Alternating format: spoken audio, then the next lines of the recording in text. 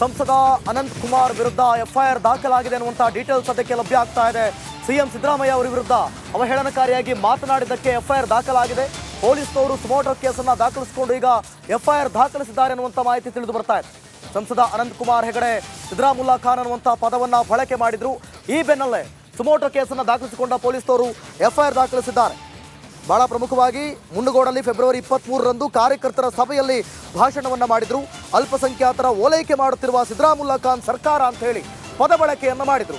ಈ ಬೆನ್ನಲ್ಲೇ ಸಿಎಂ ವಿರುದ್ಧ ಹೇಳಿಕೆ ನೀಡಿದ್ದಕ್ಕೆ ಸುಮೋಟೋ ಕೇಸ್ ದಾಖಲಾಗಿದೆ. ಸಿಎಂ ಸಿದ್ದರಾಮಯ್ಯಗೆ ಸಿದ್ದರಾಮುಲ್ಲಾ ಖಾನ್ ಎಂದಿದ್ದಕ್ಕೆ ಕೇಸ್ ದಾಖಲಾಗಿದೆ.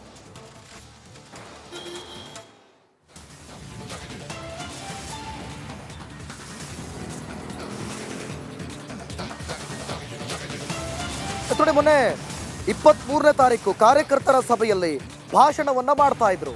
ಆ ಸಂದರ್ಭದಲ್ಲಿ ಸಂಸದ ಅನಂತ್ ಕುಮಾರ್ ಹೆಗಡೆ ಸಿದ್ದರಾಮುಲ್ಲಾ ಖಾನ್ ಅನ್ನುವಂಥ ಪದವನ್ನು ಬಳಸ್ತಾರೆ.